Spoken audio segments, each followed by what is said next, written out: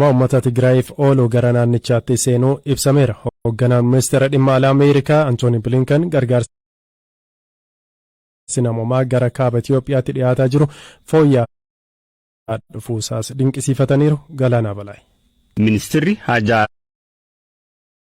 alaa Ameerikaa Antooni Bilinkan ibsa kaleessa baasaniin yeroo dhiyootiin asitti gargaarsi namoomaa kaaba Itiyoophiyaatti dhiyaatu si'aawaa fi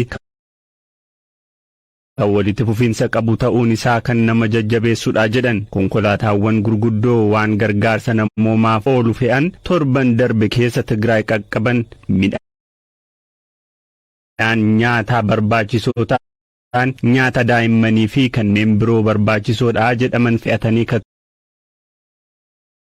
turan ta'uu ibsi kun eereera. Hoogganaan ministeera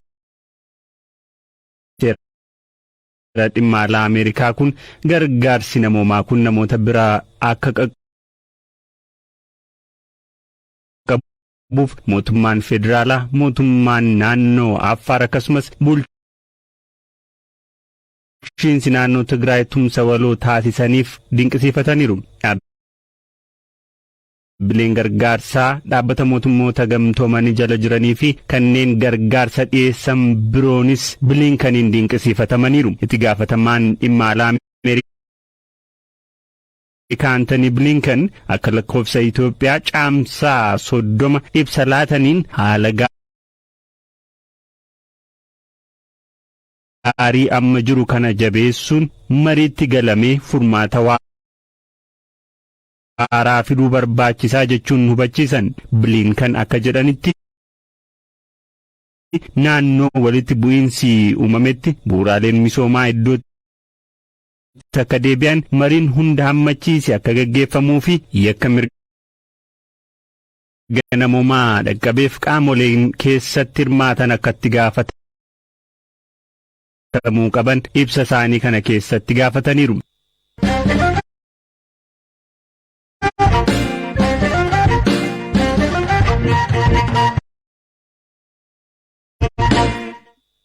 Adda Bilisummaa Oromoo xalayaa waxabajjii bara 2022 dura taa'aa Koongireesii Federaalistii Oromoo Piroofeesar Mararaa Guddinaaf barreesseen itti aanaa dura taa'aan kaafaa obbo Jawaar Mohaammed alaabaa fi faajjii abaa'oo irra deddeebiin dhimma itti bahaa jiraachuun himate. Dhaabichi ibsa xalayaa kana keessatti eereen obbo Jawaar Mohaammed alaabaa abaa'oo seeraan boordii filannoo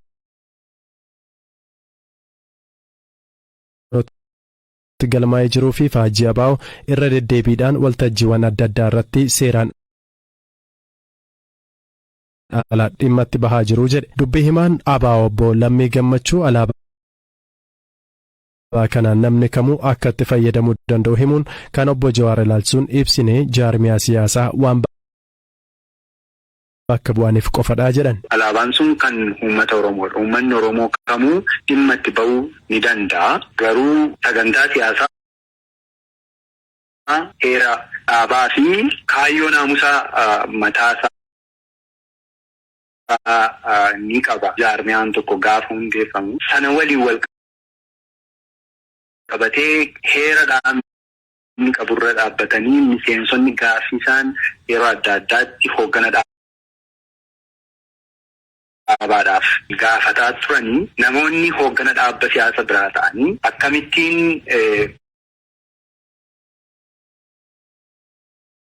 asxaa yookaan alaabaa fi asxaa dhaaba keenyaatti dhimma bahan. Kana jechuun dhaabni tokko of danda'ee kan inni qabu ayidooloojii numa qabaata, sagantaa siyaasaa qabaata. Kanaafuu deebii itti nuuf kennaadha. Miseensi yeroo adda addaatti gaaffii inni kaasaa ture sanarra dhaabbatamee taanaa durataa kaafaa'oo obbo Jawaar Mohaammed akka inni gargaaramu namuu alaabaa kanatti duraanuma gargaaramaa turan isaanis ta'uu gaafa hooggana dhaaba siyaasaa hin turre kana eenyuyyuu hubanii qaba. Garuu amma gaaffii miseensotaa kanaaf deebii kennuudhaaf xalayaa walii barreeffame kana kan gabba'ee kanumadha jechuudha. Amma alaabaan adda bilisummaa Oromoo namoota hedduun akka faajjii bilisummaatti namuu fayyadamuu danda'a ka jedhuun ilaalu. Xalayaan kun immoo kana wajjin hin deemaa? Ammas namuu alaabaa kana hin gargaaramiin kan jedhu hin jiru. Dhaabni tokko gaafa dhaabatee hundeeffamu akka seera biyyattiif jirutti akkuma seera akkuma idil addunyaatti jiruttis alaabaadha qaba, aasxaadha qaba. Alaabaa fi aasxaan sun immoo aayidooloojiidha bakka bu'a. Aayidooloojiidha, ilaalcha siyaasaadha. Alaabichaan immoo sagantaa siyaasaa alaabichi qabu baratanii ofitti fudhatanii kan miseensa dhaabaa tokko ta'anii. Kanaafi obbo Jawaar hooggana KFO'dha. Kanaaf wanti isaaniin alaabaan kuni alaabaa adda bilisummaa Oromoo ta'ee seera biyyattii keessattis galmaa'ee kan jirudha. Kanaafuu waan komii kaasu natti hin fakkaatu kuni wantoota qajeelloodhaan ilaaluudhaa fi akeekasaa ilaaluun akka biraatti yoo hiikkatame malee jechuudha. Addi bilisummaa Oromoo immoo nama ilma Oromoodhaan hin qabatiin hin jedhu, hin jennes gara fuulduraattis hin jedhu. Obbo Jawaar hooggana siyaasaati, nama dhuunfaa miti, jaarmiyaadhaan jaarmiyaa bakka bu'uudhaa qabu. Jaarmiyaa isaa kan bakka bu'u immoo aasxaa alaabaa ni qaba. Sanatti dhimma bahamaa jechuudha. Ani xalayaan kun wal hubannoo uuma malee dhiibbaa itti gamigamoo fida qaba jedhee yaadu. Tokkummaa jaarmiyaaleedhaafis rakkoo qabu qabadhee yaadu. Sababiin isaati gaaffii akka dhaabaatti ka'u keessaati tokko waan kanadha. Isa kana deebii kennu, deebii miseensotaaf kennu, deebii uummata Oromoo bal'aaf kennudha malee gamigamoo addaa kaasee yookaan qeeqa kaasu qaba jedhee yaaduun akka kootti. Nuti garuu kan eegnu ammallee jaarmaan kun waliin hojjechuuf gara fuulduraatti waa waliin qabu, waliin qabatee innichi waliin saqoo sicha addatti qabnu immoo waliif kabajnee gara fuulduraattuu waliin hojiisaa ni hojjeta kan jedhudha kan qabnu waan ta'eef. Xalayaa adda bilisummaa Oromoo barreesse kana fuudhuu kan himan barreessaa olaanaan KFO obbo Xurunaa Gamtaa dhimma kanarratti deebii kennuurraa of qusadheeraa ammatti deebii kenninu hin qabnu jedhan. Waan kanarratti koree hojii raawwachiiftuun walga'ii irratti dubbata.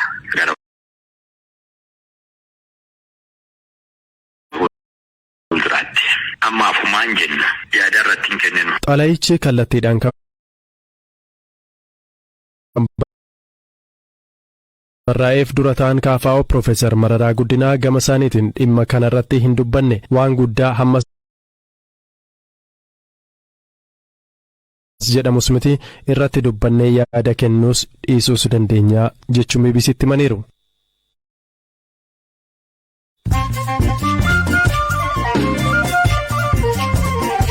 Kan dhaggeeffataa jirtan sagantaa raadiyoo BBC Afaan Oromooti. Oduuwwan gaggabaaboon isinitti hima. Yuukireen himata yakka waraanaa dabalataa 8 Raashiyaa irratti banuun kanneen keessaa loltoota Raashiyaa 3 irratti murteenidha waggaa dheeraa dabarfamuu isaa ibsite. Kanneen keessaa loltuu Raashiyaa umuriin ganna 21 namoota nagaa ajjeesuun himatame irratti hidhaan umurii guutuu yoo murtaa'u loltoota lama kaan irratti ammoo hidhaa waggaa 11 darbeera. Manni murtii olaanaa Keeniyaa abbaan taayitaa galiiwwanii biyyattii gumaacha kennaa fi buusii manneen amantaaf kennaman irratti gibira akka hin kaffalchiisneef dhorke. Manneen amantaa Keeniyaa buusii irratti gibira kaffaluu kan hin qabne ta'us abbaan taayitaa galiiwwanii Keeniyaa kun geeddaramuu qaba jechuun waldaa kiristaanaa tokko irratti gibira $47 murteessee ture. Baankiin addunyaa biyyootiin tokko tokko sababa waraana Yuukireenii fi koronaa vaayirasiin kufaatii dinagdee guddaa keessa seenuu danda'u jechuun akeekkachiiseera. Baankichi akka jedhutti biyyootiin baha Afrikaa fi Awurooppaa tokko tokko kufaatii dinagdee isaan mudachuu maluun caalaatti miidhamuu akka danda'an ibseera.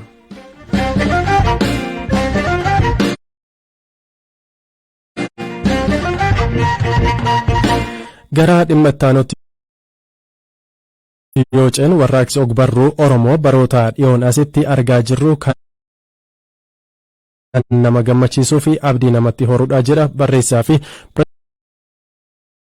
pireezidaantiin duraanii waldaa barreessitoota Oromoo Yoomiyyuu Mul'ataa Kitil. Bu'uurri bara mootummaa ce'umsaa Itoophiyaa afaan Oromootiif abbootii fi aanga'oota siyaasaa sabboontota ta'anii lafa kaa'ame har'a dhaloonni qubee kitaaba afaan Oromoo barreessu dabalatee waan kan isaa ta'etti akka amanuu fi ittiin boonu taasiseera jedha Yoomiyyuun. Haa ta'u malee yeroo dhiyoon as kitaabotni afaan Oromoon barraa'anii gabaarra oolan lakkoofsaan dabalanis qulqullina irratti rakkoo akka qaban dhaga'ama. Waa'illi koo Biraanuu Gammachuu komii gama qulqullina kitaabotaa irratti ka'uuf sababni maali kan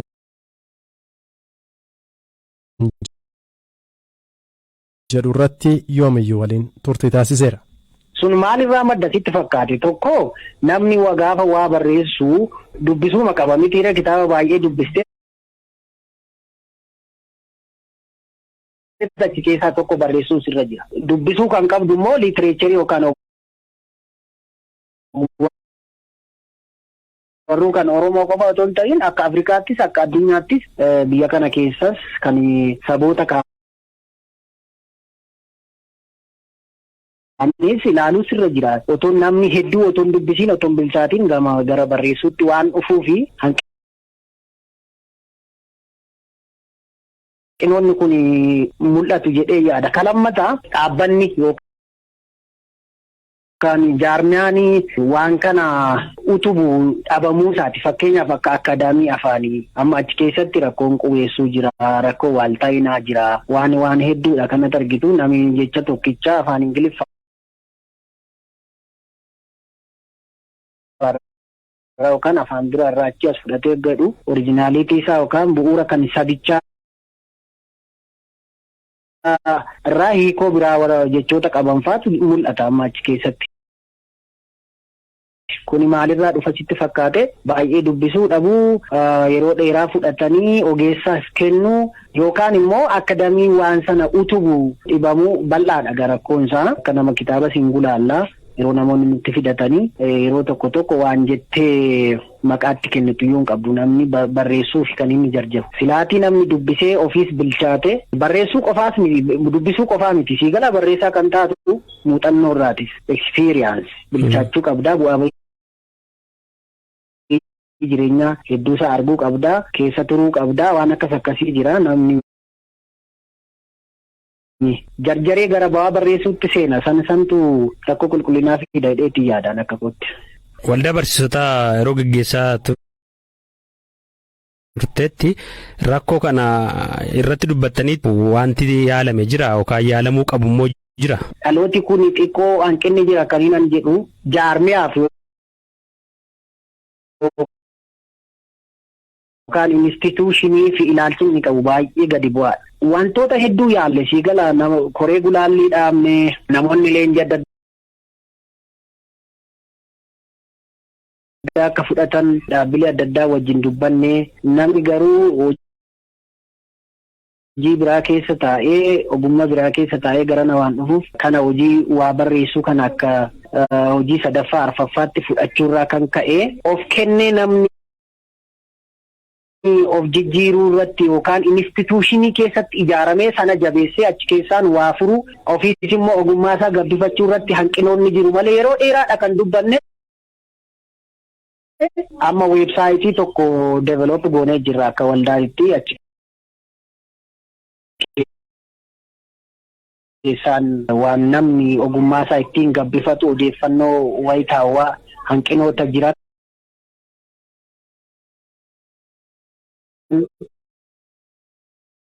wantoota akkasii kana achirraa namni akka sirreeffatuuf gama weebsaayitii sanaan hojjenna jennee amma weebsaayitiin tokko ifa ta'ee jira. Fedhiin jiru maal fakkaata? Fedhiin gabaarra ta'uu danda'a. Fedhiin dubbisuu maal fakkaata? Ammayyuu kitaaba 1,000 maxxansiisaa jirra. Dhugaa dubbachuuf 1,000 jechuun akka Oromootti magaalaa Finfinnee keessa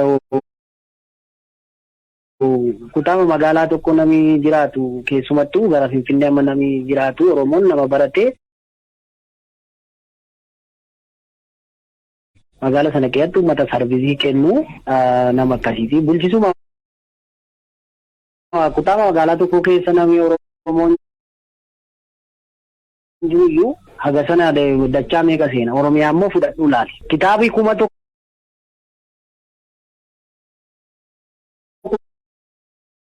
garuu waggaa 4-5 ta'a yookaan immoo barreessaa harkattuu yeroo hafu ni jira. Ani ammayyuu barreessine irra jedhee afaan guutee dubbachuun rakkata. Barreessuu kan jedhamu kunis immoo yeroo tokko maqaan isaa akka abuse hin taanee fi namni waa barreessu nama miira isaa injifatee nama waa hubatee nama ofirra darbee nama biraa yaada nama biraa jijjiiruuf hojjetudha nama akkasii ta'ee yaada. Kanaafuu agam nama meeqa bira ga'ee kitaabni keenya nama qalbii nama meeqa jijjiiree yoo jenne inni gaaffii keessa waan jirudha. Gamuma nama dubbisu isaan kenne jira. Even barreessaan kitaaba waliin dubbisaa yoo jette inni gaaffii biraati.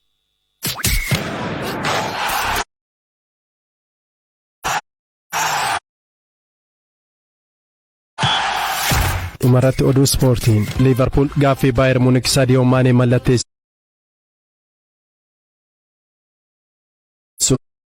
paawundii miliyoona 30 dhiyeesse fudhachuu dide. Liverpool taphataa isaanii cimaa tasa dhabuuf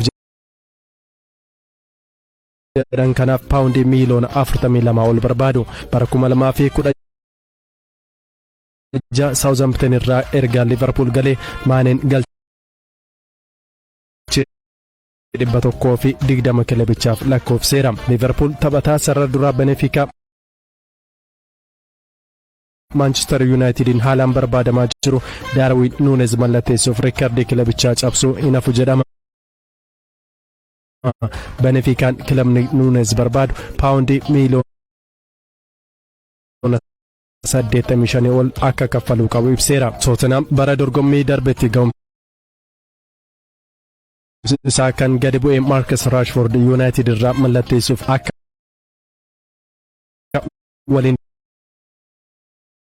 dubbachuu jalqabe himama. Arsenal ammoo Leicester City irraa Yuri Tielemans mallatteessuuf akka abdii qabu ibseera. irratti kilabootni Afrikaa kibbaa 4 beekaa akka galchiin hedduun isaan irratti lakkaa'amu godhan waggoota 5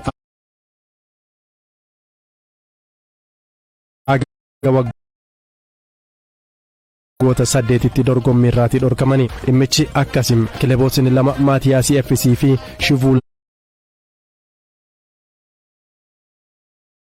Dangerous Tigers jedhaman waancaaf wal dorgomaa turanii. Kilabni Tigers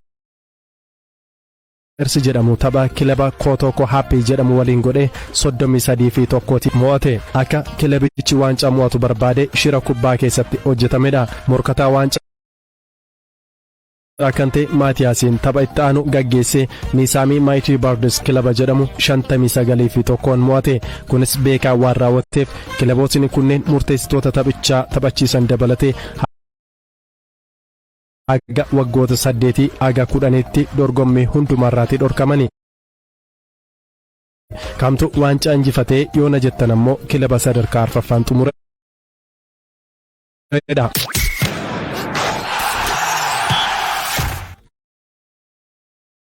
Kabajamtoota dhaggeeffattoota keenya sagantaa raadiyoo BBC Afaan Oromoo galgala kanaaf qopheessine asuma